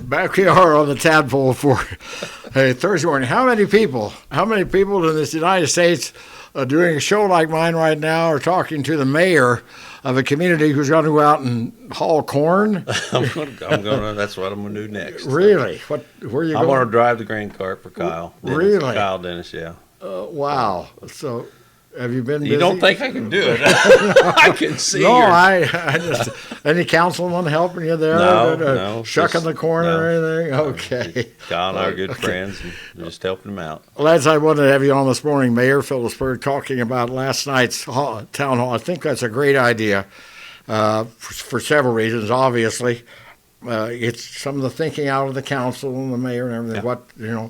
Vision, and I think that's a good word, vision. What has been done. I mean, that list of things. Had a good year. Oh yeah, a lot of things. And I pushed hard. Yeah. The staff, and I know that, and the council, and we changed a lot of things from where they had been doing them in the past, and it takes a lot of time to redo your financial system, do the way you do budgets, and puts a lot of pressure on your city clerk and on your public works supervisor. But you don't think of all those things of what you got accomplished till I sat down there and inventoried them. I said, man, we had a pretty good year. Well, sure. And I mean, a lot of things were done and makes for the better community, and a lot of the vision. I think that's a primary reason. That, just kind of an update on what the city was doing last night, wasn't it? How do you feel that I always read more people would show up for these things. I just, Well, what's interesting, my Phillips County, Rachel was there. Filming. We've had 1,200 views already. Yeah. 1,200. I woke up, there was 1,100. There's already 1,200. So people are going out and looking at it. I think we had 80 some people there. Yeah. We ordered 120 cookies, and I think there were 8 left. Well, I only ate one. So, and they had the water. They had bottled water there, and I went over and drank out of the faucet. And I told Tim, I said, "Hey, I'm drinking Phillipsburg water. I don't have a problem with bottled." Anyway, no. So it was kind of a state of the union. Sure. I mean, how are we? How are we doing? What have we done? Then going over the 2019 capital improvement plan on how we're going to spend that 0.5% sales tax money. I think it's very important for people to know where it's going to be going, what it's going to be going towards, as well, where all the funding we're getting for the airport and things, the facilities. Okay. I think at airport. Well, the highway out here is one of the airport. We're getting a lot of grant money. Yeah. Well, and this is a FAA. How much do they give? $495,000, something like that to help with the airport. Yeah, and then on $950,000 from KDOT on the. Is that a 90-10 deal? Is that a 90-10 on the KDOT? 95.5. 95.5. Or maybe it was 90-10. 95.5 on the FAA. Yeah. I think it was. Yeah. So. And it's just the fact that things are being done in Phillipsburg, and the grant money, which is amazing, how it works, helps the city do better things. Oh yeah. And you have plans for the streets. I think a big thing is the 2 sewer projects that are not sewer, the water main projects. And he showed the pipe last night how bad. That's what we're replacing. Yeah. I mean that's our neglected infrastructure that we talked about. That's been neglected for years, and that 0.5% is going to help get us back to where we need to be. And in the 2030 vision, solid infrastructure is what everybody wants, and that we're going to be able to provide that through that 0.5% sales tax. Okay, the 2030 vision. That's a lot of things down on, and you have a lot of people in town serving on that. What do you meet? Once a month? So we have 14 people on 14 including myself on the Economic Development Advisory Board. We meet once a month, the second Wednesday of the month, and we kind of do a progress report of where we're at on some of these things and talk about what's going on in the community. Do we need to make any changes? What's the communication plan of rolling out the vision? What do we need from the city council, because we have an economic development committee that Mike James chairs. So do we need anything from them to present to the council. And that's kind of our interface into the council is through Mike. So no, that's kind of how the agenda goes. So, Okay, so they've been very productive, a lot of ideas, and now we're going out and validating it and getting ideas back. Right. Well, And I was very excited about the input we had last Right. night from the young And- lady. I mean, she come up with the dog park. Hey, that's a good idea. Yeah. And I've seen some things on Facebook about bowling alley. This kind of other things can be in. Of course, that's what you're looking at. And but I think the Hanson was responsible for that strategic planning, and that really got a lot of things going in different directions here in the city. I think that was a great program that Hanson came up with. You know. So one of the things you do in the corporate world is you provide a vision of where you're going. Because if you don't have a vision, you're never going to know right. what do people want, where are we headed as a company, and or as a I say company Entity, but what it is, it's a business. As a community. Yeah. So that's kind of what this is about. Setting a vision. We'll never get there if we don't put one out. You know, I've said that, you know, if you're going to build a county school, so county school wasn't on there, but the time you do a county school is not the day before you do it, or the year before you do it. You start planning that. You should probably be planning it now. So I think the county commissioners ought to start talking about it. You know. Okay, and anything particularly stick out in your mind on the vision? I know that the sports center, walking trail. My favorite one's the walking trail. Yeah. And Jillian Bowl is leading that. She's starting around the park, and she's doing that as a part of her gold award for the Girl Scouts. And I think that's just awesome. So we got a young lady leading the project. In that, and the fact that well, I thought I'll think of something else to ask, and I'll think of what I was going to ask you. But go ahead. Go ahead. You're going to say something? No, I just think it's great that a lot of the young people that provided input when I presented it to the 7th grade, some of the ideas were awesome. Some of they came up with 7th graders thinking about that. Oh yeah. Having a sidewalk all the way down on the south side of 36, all the way down to the corner. That's going through a 7th grader's mind. I didn't think of stuff like that. Well, you see a lot of people walking earlier in the street there, you know, and that who the 7th graders would think about something like that. Now they wanted every food place that they'd ever seen in Kearney. They wanted it here in town as well. Right. Which that might not until we get a population of 60,000. That's probably not going to happen because. But there are, I have to say, on the list, there are a lot of opportunities for entrepreneurs. Sure. I do think some type of recreation facility would work in town. I think I know we have 3 or 4 bowling teams that go to Rooks County. Right. You always see a lot of cars around the bowling alley down there, you know. Well, we travel from here. We have 4 teams, I think 3 or 4 teams that go down every week and bowl in a league. Yeah. And then I know there's a lot of people that go to the Red Apple Center and bowl. They have a lot of birthday parties up there. But if you have a facility like that, you're going to draw from Norton, Smith Center, and Stockton to come up and bring and do their birthday party somewhere like this. Another thing, they make the community building and also the city building ADA accessible. That's a big thing. And again, strategic planning brought that on. Yeah, and they're in the process of writing a grant for that. So that allows access to the basement of the city office. And then in the community building, it allows access to the 3rd floor and the basement. I mean, the Hope Foundation did a lot of remodeling down there, but you can't really utilize it because you don't have an elevator for the. Well, anything else going on? I thought it was a good meeting, and very, you were there to answer any questions, and I might bet you that you can watch it. You can still watch the program right here on My Phillips County. Yeah, the first town hall we had. I hope to do at least 2 of these a year to just give an update. I mean, it's the people's city, and then we represent them. So we're as transparent. So you don't know what they're unless We're they tell you. transparent. Yeah, and we'll let you know what we're doing. Yeah. And like I said last night, I was willing to answer any question that anybody had. They're welcome to come talk to me. So. Okay. Well.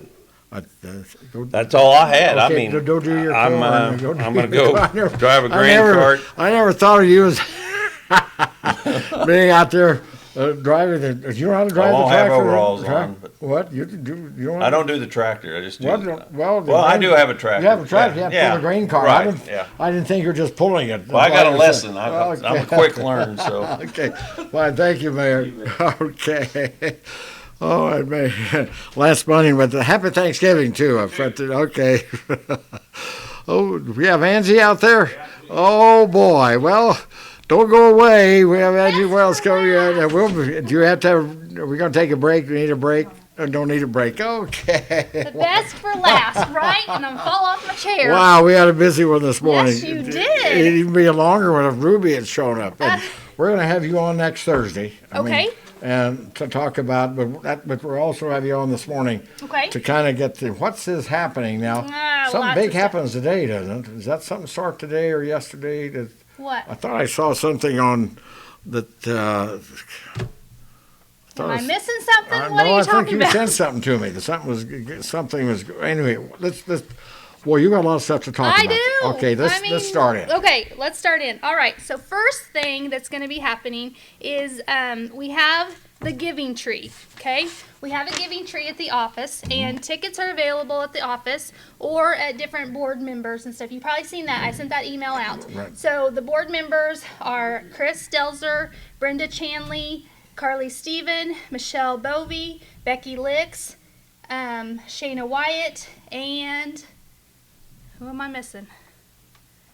I apologize. Who am I missing? Who am I missing, Tad? I don't know. Dakota Wilkerson. I cannot. You lost me after two. I cannot forget Dakota. So you can go in there and buy tickets. They're $5 each or $5 for $20. These are the tickets. You put your name on there. Okay, so this is all the stuff that we have on our giving tree. This is our giving tree. Okay, that's the tree that you buy. You're buying your thing. You're buying their tickets. Anyone can come and do that. This is a money raiser. Okay. Anybody. It's a fundraiser for Phillipsburg Chamber Main Street. Okay, so Blossoms and Butterflies, $25 gift certificate plus a light up marquee. Farm Bureau, an umbrella. Rogers and Associates, a knife and a flashlight. Whitmer Drug, a calculator. The Chamber, we have a rodeo shirt. Phillipsburg Chamber Main Street, we have a Phillipsburg shirt. 3rd Street Bakery, $25 gift certificate. Broken Board, $20 gift certificate. Ace, $20 gift certificate. Midwest Family Health, $25 gift certificate. Hometown Grounds, $25 gift certificate. Wellness Center, a free month membership. Westbrook Salon and Boutique, $25 gift certificate. Hairs to You, $25 gift certificate. Amber Salon and Spa, a 30-minute massage from Amber. Okay, all right. Or maybe one of the other girls, I don't know. But Farmers State Bank, $25 Visa card. The Arts Council, 1-year family free membership. Wow, okay. The Advocate, 1-year free papers. Wow. Shelly Dennis donated 2 $10 gift certificates. White's donated 2 $25 gift certificates. And the Roland J did $25 to the salon and $25 to the boutique. Wow. So, I mean, and we might not be done. So this is all the things that you can get on this tree. One person, one ticket Gets is all drawn that. at. Wow. Gets it all. Wow. So we didn't do this last year, but we did it the year before, and Stephanie Breon won. And it was amazing. Wow. Amazing. Wow, so that's valued. How much would you put a it's value on well that? over $300. Oh, well, yeah, I mean, I see a 300 bunch of 25s Yes. there. And, Yes, I mean it's between whatever, between $300 and $400. One ticket, or buy More. 6 of them for Buy 5 of them for $20. 5 for 20. Or Okay. 5 each. Or You five. can get them, like I said, from the board members or at the Phillipsburg Chamber Main Street office. My number is always on the door, so if I'm not there because I'm out running around, call me. I'll meet you there or deliver.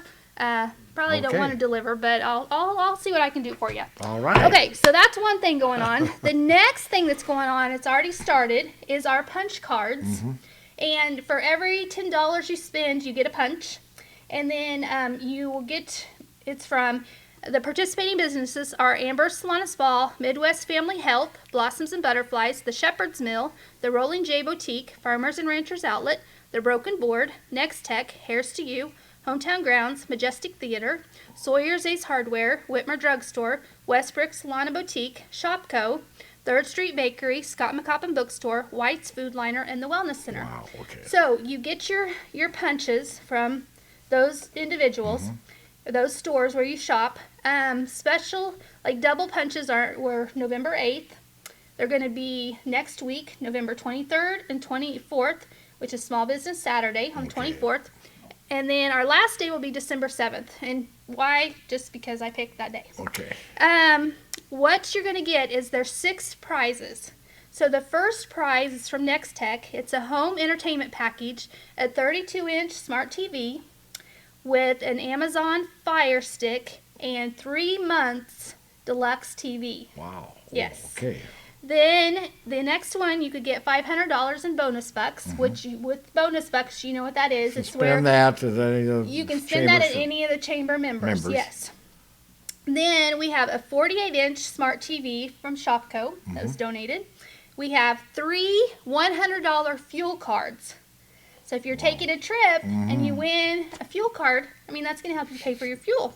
So we have 6 different prizes this year. Last year we had 3, now we have 6. So it's just growing, and I'm so excited. Oh, yeah, a lot of good prizes Yes. there.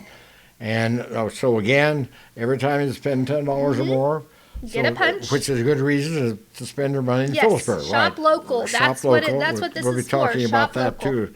So and then you turn them in, and then when's the drawing? The day The before? drawing will be on, let's see, December 23rd. Okay. So, yep, I think that's December 23rd. And you don't have to buy.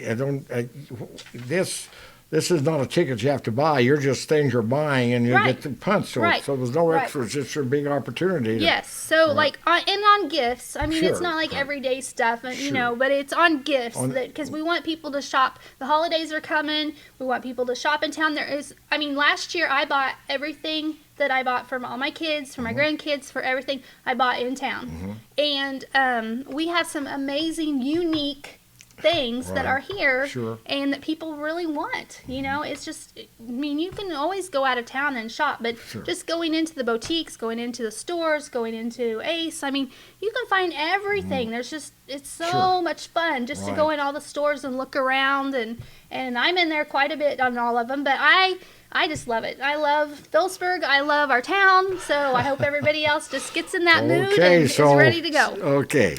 Okay, so what am I talking about now? I'm going to talk about the celebration of lights, and that is going to be the Friday after Thanksgiving, and it starts at 5 o'clock down here in the courthouse square, and we have Santa Claus will be here, and he is going to be handing out 300 ornaments sponsored by Farmers State Bank. They're really cute little reindeer, super cute. And we have candy cane sponsored by Curly Willow 2. Hot dog feed sponsored by First National Bank and Trust. Coffee and hot chocolate sponsored by Solomon Valley Players.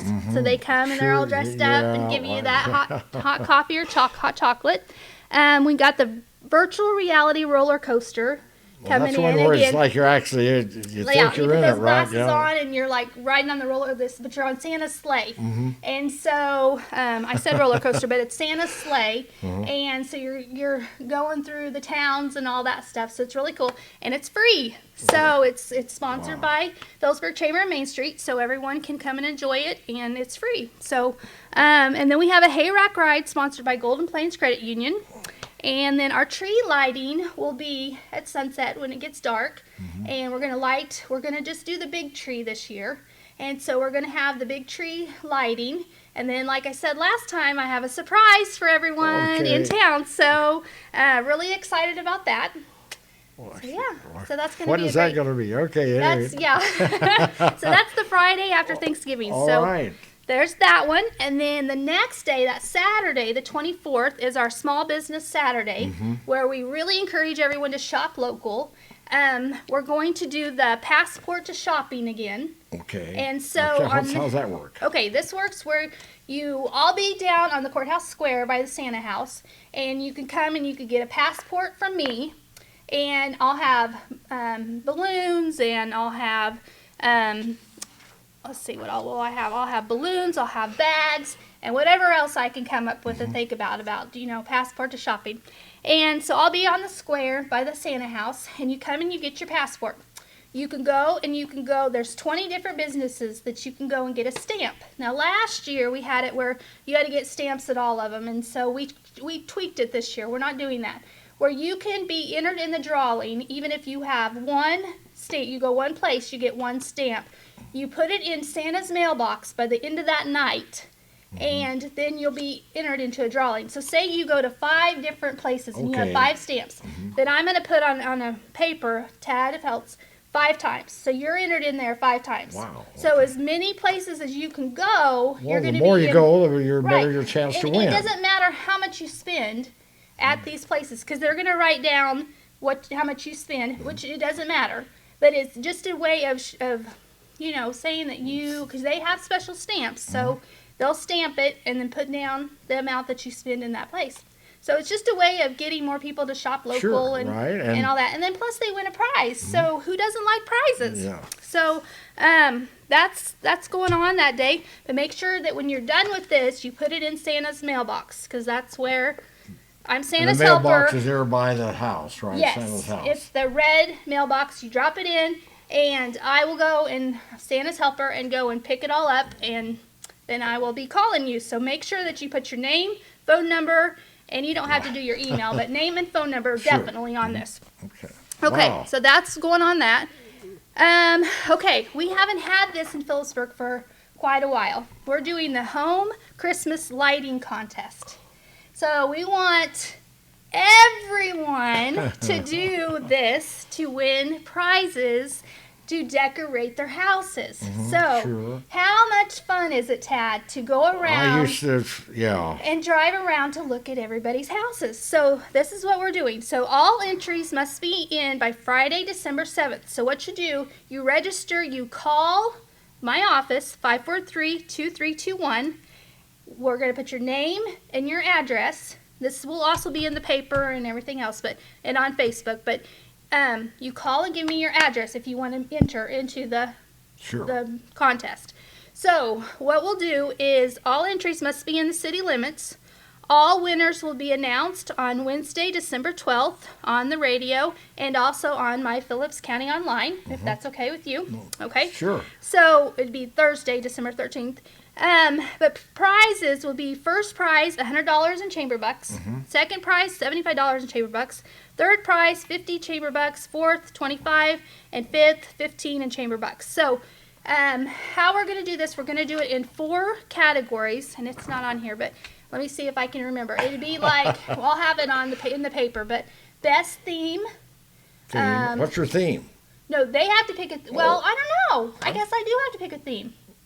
Well, I don't know, because we'll have to pick a theme. Yeah. Yes, you're right. Okay, so I'm still working on this. I just thought of this yesterday, so I'm just still tweaking it a little bit. So we'll have more information next week. Okay, all right. So, but that's pretty much what I got going on. Wow. I'd always decorate. My wife was, she loved, and every year she'd have a different thing, and I've got so many Christmas decorations stored away. I may have to just pull them all out and put them all out there. Yes. Well, anyway, but that. You know what? You could just holler at some kiddo and just have him come and help you at the school. I bet somebody would just be honored to come and help you. Well, I don't know about. I bet they would. They would. But I've got, but I always enjoyed that because my wife enjoyed.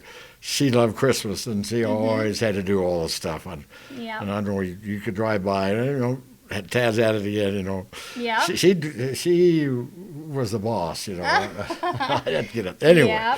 So that's a good idea too, to make it a Christmas thing. Yes, because we just want to show everybody that our town is wonderful, and we got to think positive. I'm always saying that. Think positive. We need to all work together. The meeting last night. Wasn't that great? Yes, it was great. It was wonderful. I thought Lance did a great job. Tim did a great job. The city council.